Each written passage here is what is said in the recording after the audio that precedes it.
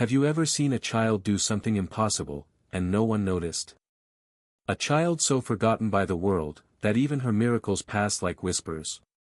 Tonight, you're going to meet her. And by the end of this story, you might ask yourself, how many children like her have we all walked past? The night was thick with a quiet that didn't feel kind.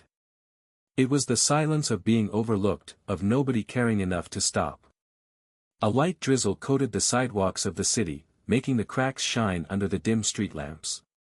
Near the back of a crowded shelter, behind dumpsters and broken crates, a small girl lay curled in a ball. To anyone passing by, she looked like trash. Her name was Esperanza Rivera. But no one called her that. Most didn't call her anything. She was just kid, or her, or move along. 10 years old, with a coat that hung like a curtain around her body. Her shoes flopped with every step, 2 sizes too big, the soles separating. Her fingers were calloused, her voice quiet, her face older than it should have been. She had only one picture of her mom, and it wasn't a real photo. It was a feeling. A memory of cinnamon. Of a lullaby in Spanish. Of soft hands brushing her hair. Her mom was gone now. All she left was a folded paper with words to that lullaby, and a bracelet, worn thin, engraved with the initials AR. She told herself those initials meant something. That she meant something. But that's not how the world treated her. At the shelter, she was just another problem. A woman who ran the place once told her, "Stop staring at people like you're owed something." Another said, "You're not special. There's hundreds like you." One volunteer dropped a sandwich in her lap and said nothing, not even a glance. Once, when she asked if she could help clean dishes, a man rolled his eyes and said, "You can help by disappearing." She didn't cry. Not then. But the feelings stacked inside her, like bricks. Anger. Hurt. Shame. She started walking with her eyes down. She spoke less. She stopped asking questions. People judged her like they knew her story. Like they thought she chose this. Some looked at her like she might steal something. Others looked past her like she wasn't even there. One guard laughed in her face when she asked for a blanket. "This isn't a hotel," he said. Essie hated the way their words made her feel. Small. Dirty. Wrong. She hated how they never used her name. How they always talked about her, not to her. How even kindness came with a twist. "Don't get used to it," one nurse once told her after offering a granola bar. And so, when her stomach finally gave out that night, when she couldn't stand anymore, she left the shelter without a sound. The world didn't notice her go. The people didn't stop her. No one said, "Where are you going?" The hospital was just a block away. Mercy General. Big letters. Bright lights. She walked like a ghost. She didn't mean to go inside. Her feet just carried her there. She collapsed in the entrance. A nurse found her. But not with care. She called over her shoulder, "There's a kid down." Like she was reporting a spill. They took her in. Not gently. She was laid on a stretcher. Questions were asked, but no one waited for her to answer. Her name was never used. She was just unknown female child, approximate 10. When she woke up, it was in a room that smelled like chemicals and fake lemon. Her arm hadn't four. She was wrapped in a scratchy blanket. There was a juice box on the side table. No one was with her. She sat up slowly. Her head ached. Her stomach cramped. She reached for the juice but pulled her hand back. Her insides twisted. Her hands were shaking. A nurse peeked in, looked at her, and shut the door again. No words. She stood. Walked to the hallway. Barefoot. Quiet. Invisible. The halls were dim and cold. Lights buzzed. TVs in rooms flickered. The smell of sadness was thick. She walked slowly. Not sure what she was looking for. Not sure what she'd do next. Then she heard it. Crying. Room 207. She paused outside the door. Peeked in. A man sat beside a little girl in a hospital bed. His head was down. His shoulders shook. He held the girl's hand so tightly like he was afraid to let go. The girl wasn't moving. Her eyes were shut. Her skin pale. Something pulled Essie into that room. Not curiosity. Something deeper. A memory. Her mother, crying alone in the bathroom. Not knowing Essie was awake. That same sound. The man looked up.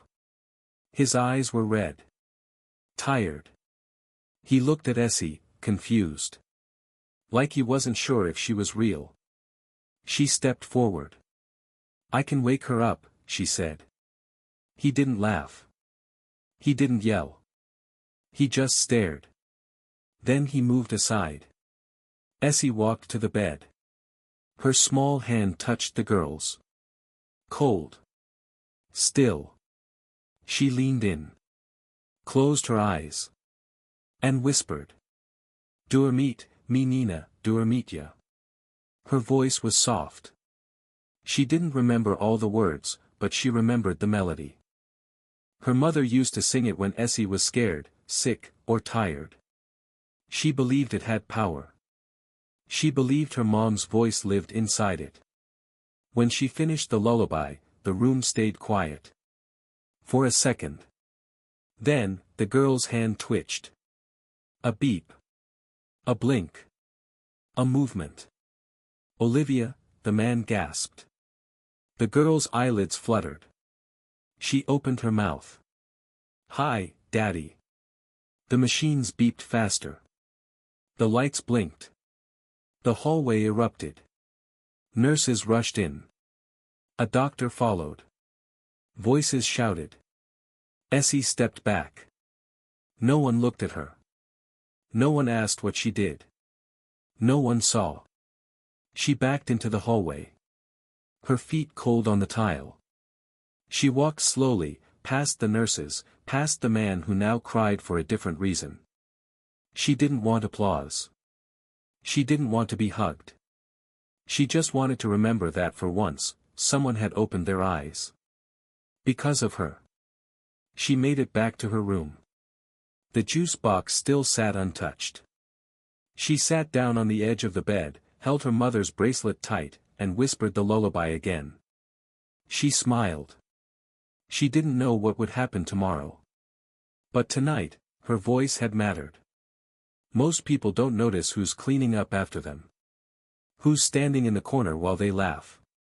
Who's sitting alone at lunch. But Essie did. She noticed everything, because she had always been the one in the corner. After what happened in room 207, Essie didn't expect anything. No one told her she had done something important. No one came to ask what she had said.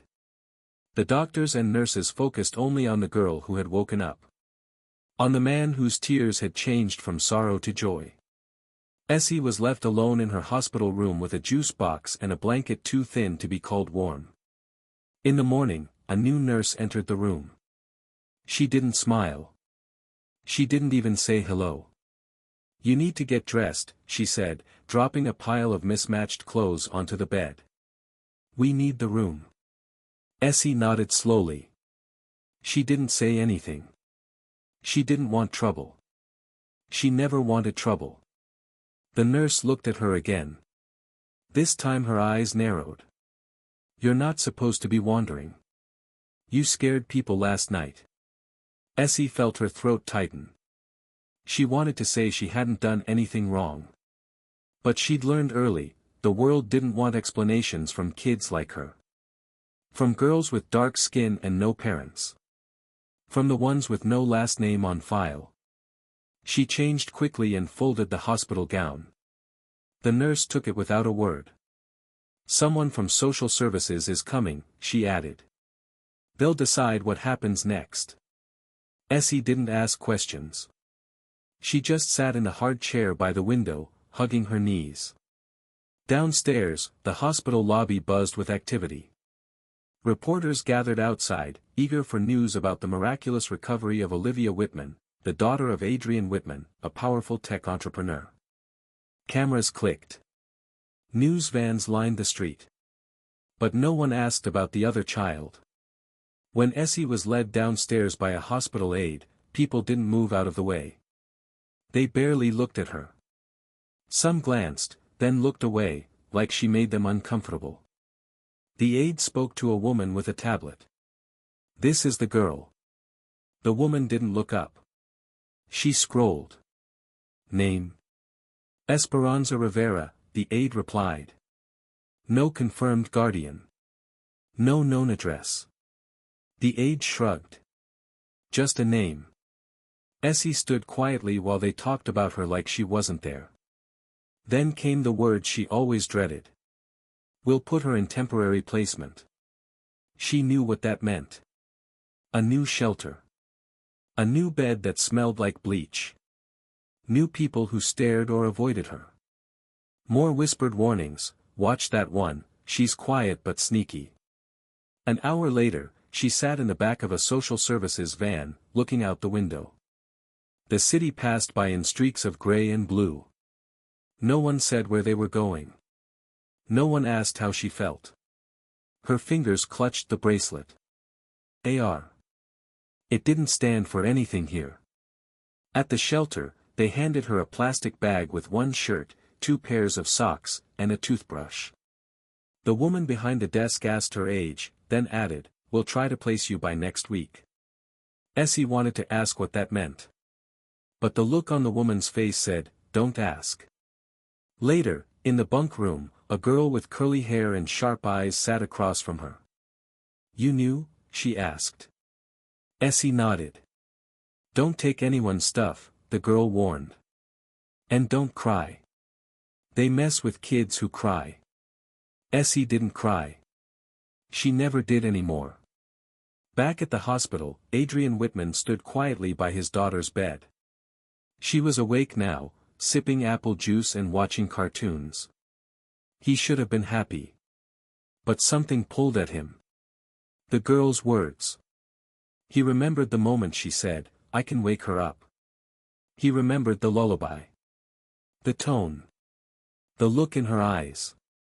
He hadn't asked where she'd gone. But now he did. He found the nurse who had been on call. "The little girl from last night, where is she?" The nurse blinked. "She was discharged this morning. Social services picked her up." Adrian's jaw tightened. "Do you know her name?" The nurse hesitated. "She was listed as Esperanza Rivera." He nodded slowly. The name meant nothing to him.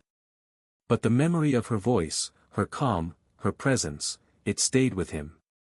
He stepped back into his daughter's room. "Daddy?" Olivia said, looking up. "Are you okay?" He smiled softly. "Yeah, sweetheart. I just remembered something." That night, Essie lay in her bunk bed staring at the ceiling. The mattress was thin. The sheets smelled like old plastic.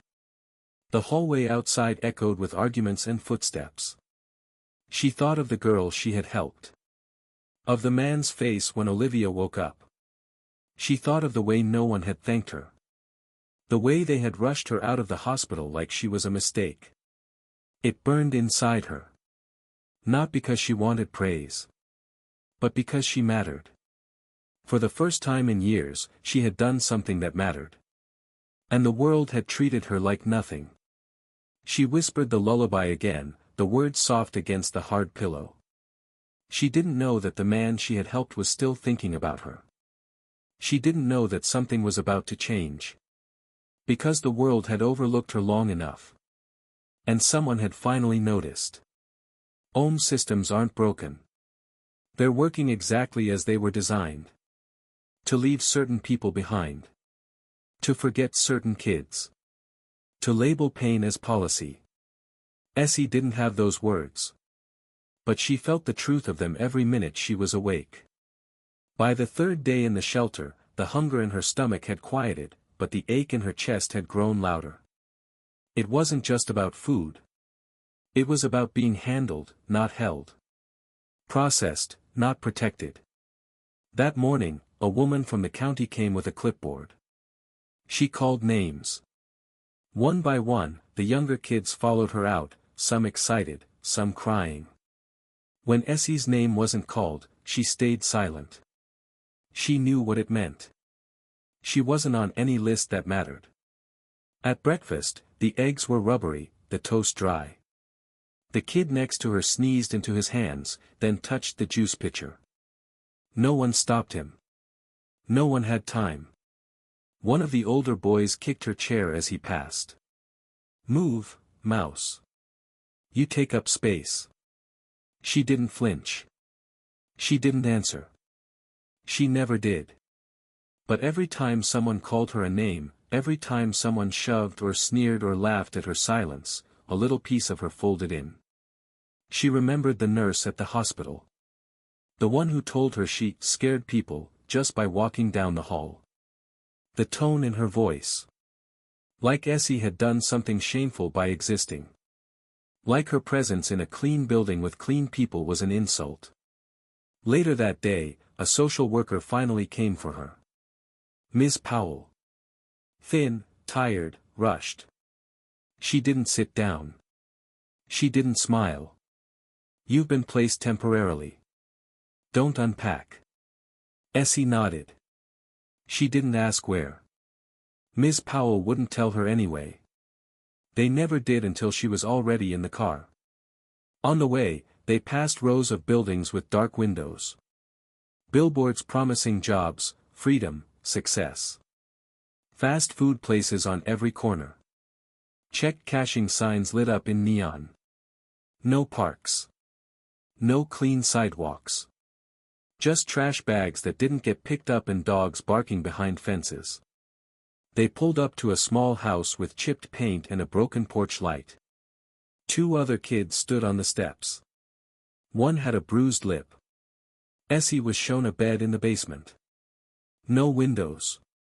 No blankets. Ms. Powell left before Essie could ask anything. The woman in charge of the home said, "Lights out at 9. No noise. Don't take food unless it's given. And if you steal, we'll know." That night, she curled on the thin mattress and stared at the ceiling until her eyes burned. The next morning, school. No one explained the rules. No one gave her supplies. A teacher handed her a worksheet and said, "Catch up." The boy next to her whispered, "Where'd they find you?" At lunch, she didn't sit. The cafeteria buzzed with kids who never saw her. The lunch lady gave her a smaller portion. Didn't even look at her tray. Just said, "Keep the line moving." Essie sat in a corner, behind a pillar. A custodian passed and said, "That's not a seat." She moved. Found another spot. Kept her head down. Ate every crumb. By the end of the week, the social worker returned. Said the placement wasn't working. Something about incompatibility. Another move. Another drive. Another house. Every new adult asked for her name. But no one used it twice. Every new home had rules. And warnings. And threats. No one asked about her bracelet. No one asked about her lullaby.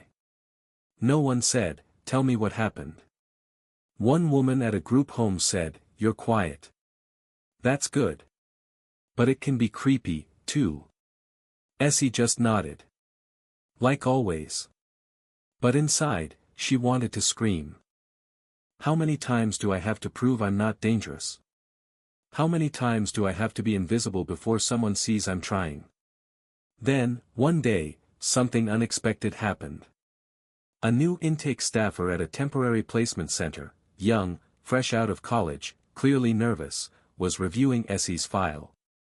She paused, looked up, and asked, "Did you really help a girl wake up from a coma?" Essie froze. No one had said anything about that since she left the hospital. The woman continued, "There's a note here from a nurse. Says you were found in the hallway after a girl named Olivia Whitman regained consciousness." Essie didn't respond. But inside, her chest tightened. The woman hesitated, then smiled softly. "That's pretty incredible, if it's true." Then just like that, the moment passed. She turned back to the paperwork. Routine resumed. But something in Essie shifted. That moment proved someone remembered. Someone, somewhere, had written it down. Maybe it hadn't all been erased. One day, they took her to a county building.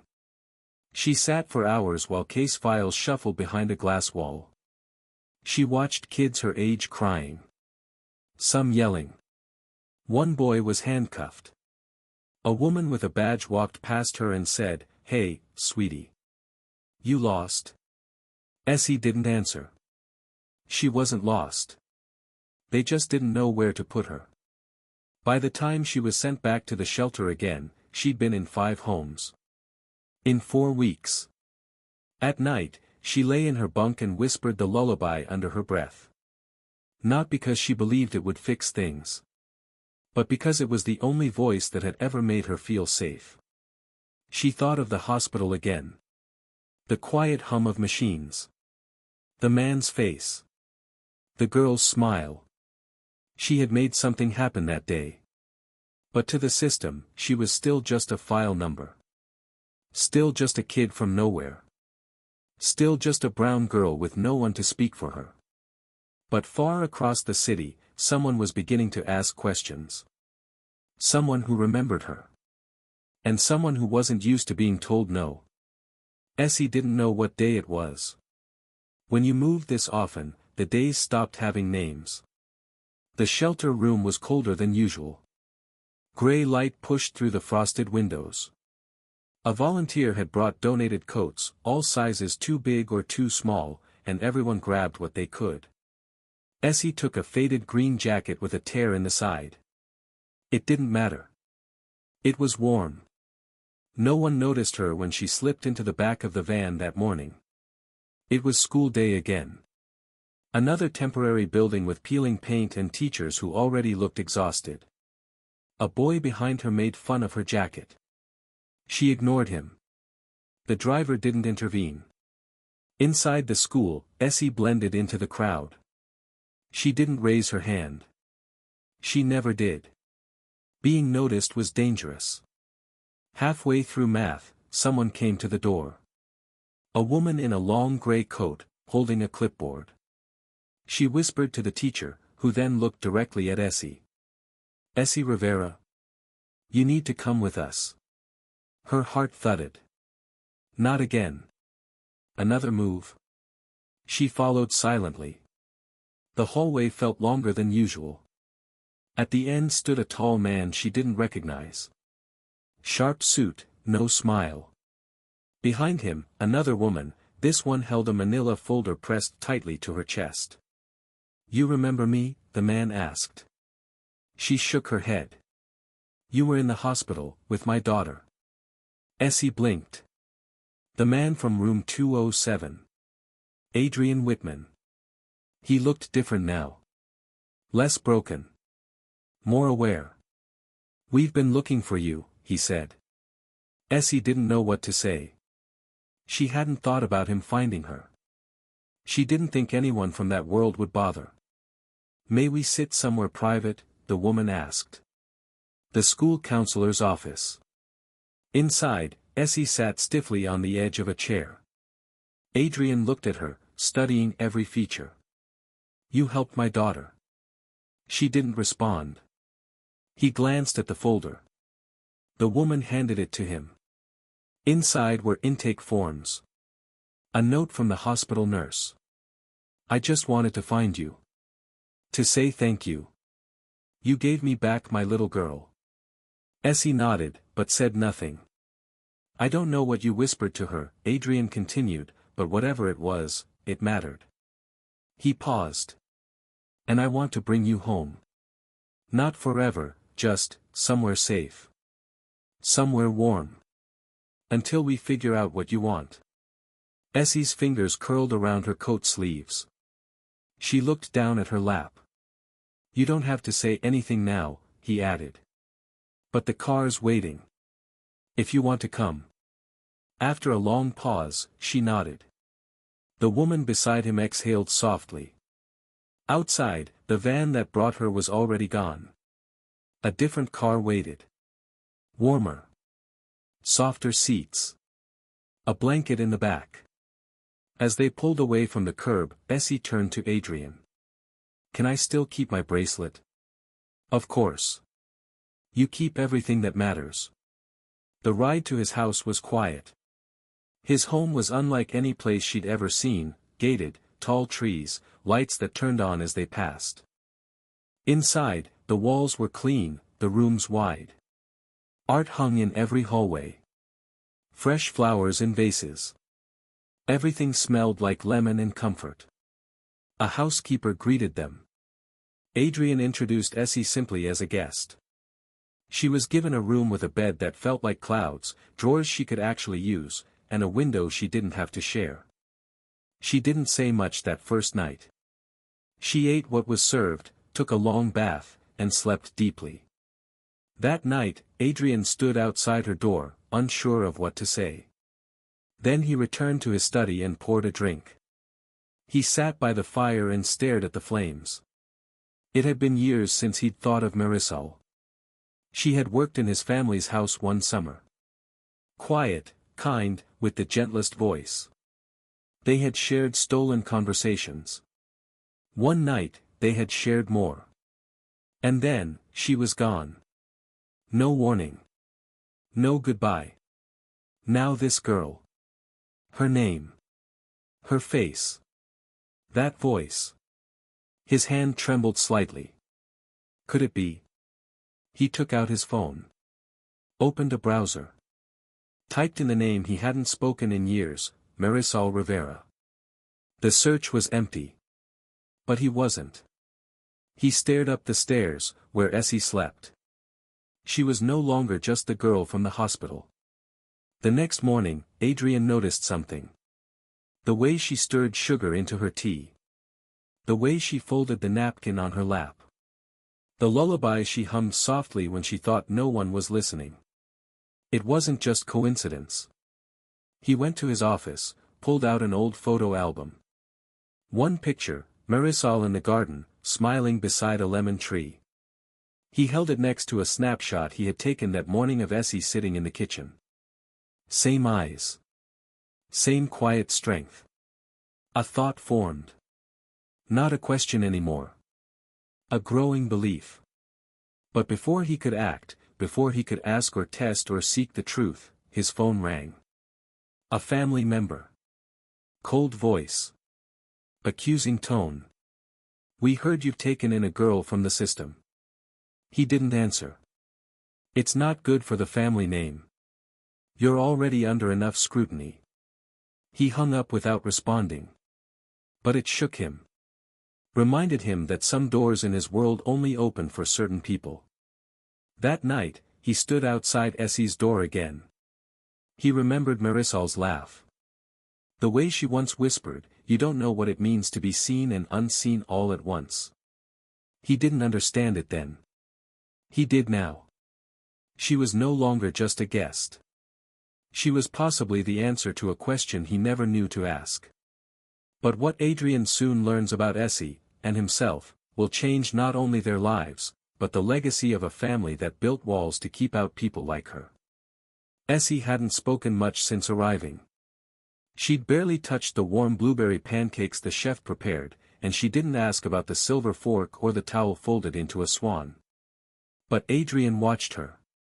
Quietly. She kept her shoes near the door, like she was ready to leave at any moment. She flinched when the doorbell rang. She ate slowly, like each bite needed to be earned. When someone praised her, she looked away. It wasn't shyness. It was habit, learned from years of being treated like she was in the way. Every corner of Adrian's home reminded her of where she didn't come from. It wasn't the size or the marble floors. It was the unspoken rules. How people looked through her, not at her. The way silence filled the room when she entered. Even the kindness made her nervous. She didn't know what it cost. On the third morning, Essie sat in the corner of the breakfast nook, sunlight painting stripes on her cheek. Adrian sat across from her, unsure if he should ask the question that had been building inside him since the first night. He cleared his throat. "Essie, your mom. Did she ever talk about where she used to work?" Essie looked up, guarded. "She said, she cleaned houses. Big ones." "Did she ever mention a name?" She shook her head. "Only that the lady wore too much perfume." Adrian smiled sadly. That sounded right. He stood up, walked to the drawer, and returned with the photo of Marisol. He placed it in front of her. Essie stared. Her fingers hovered above the image. "That's her," she whispered. "That's my mom." The world seemed to stop. Adrian sat slowly. He had imagined this moment 100 different ways. But none of them prepared him for the weight in his chest. "She worked for my family," he said. "When I was young." Essie's eyes didn't leave the photo. "What happened to her?" "She left. Without warning. I never knew why." Essie swallowed hard. "She got sick. I don't know much more." They sat in silence. Then Adrian said it. Quietly. "I think I might be your father." Essie blinked. Her lip trembled, but she didn't cry. She folded her arms tight. "You're rich," she said. "You have everything." "Essie. So why did I grow up with nothing? Why did nobody come for me?" He didn't answer. He couldn't. "Do you know what people say to girls like me? That we're trouble. That we don't belong. I've heard it since I could talk." Adrian reached across the table. "I didn't know. But I should have looked. I'm sorry." Essie pulled away. Later that day, she wandered the halls. Every framed certificate, every polished surface, it all screamed of a world she was never meant to enter. The maids didn't talk to her unless spoken to. One guard asked if she was lost. A woman at the gate whispered into her walkie-talkie as Essie passed. Even in safety, the rules didn't change. She was still someone they didn't expect, and couldn't trust. In the guest room, she found a pencil and paper. She began writing the lullaby her mother taught her. Slowly. Carefully. She wrote it like it was a memory she couldn't afford to lose. That night, Adrian made a decision. He asked his lawyer to begin a DNA test. Quietly. Without pressure. He returned to Essie's room. She was staring at the window. "Even if I'm not your dad," he said, "I still want you here. You matter. Not because of blood. Because of who you are." She didn't answer. But she didn't turn away. The next morning, the phone rang. The test results had arrived. He opened the email. Scanned the words. Positive. His heart swelled and broke at the same time. He knocked on her door. She opened it, still in her pajamas. "Essie," he said, voice thick. "It's true. You're mine." For a long time, she said nothing. Then, "Are you going to send me away now that you got what you needed?" He knelt in front of her. "No. I'm going to fight for you. Like I should have from the start." She stepped forward. Slowly. And for the first time, she wrapped her arms around him. Not out of need. But because she chose to. Weeks passed. Word spread. The media caught on. Headlines buzzed. Questions flew. But Adrian didn't flinch. He stood in front of microphones, with Essie by his side. "She's not a charity case. She's my daughter. And she's staying." People didn't know how to respond. Some praised him. Others whispered about the scandal. Essie felt the stares. At school, in stores, online. Some said she was lucky. Others said worse. But she held her head high. She helped start a foundation for children like her. No red tape. No cold shelters. Real warmth. Real chances. Her photo now hung beside Marisol's in the hallway. 2 women, 1 legacy. At night, she still whispered the lullaby. Not because she was afraid. But because it reminded her of who she came from. And who she was becoming. Essie Rivera Whitman. No longer invisible. No longer just a name on a file. A daughter. A fighter. A voice. And to anyone still watching. You never know what one act of kindness can change. So don't turn away. Not next time. Because when no one else helped, she did. And that changed everything. If this story moved you, share it. Someone out there still needs to believe they matter.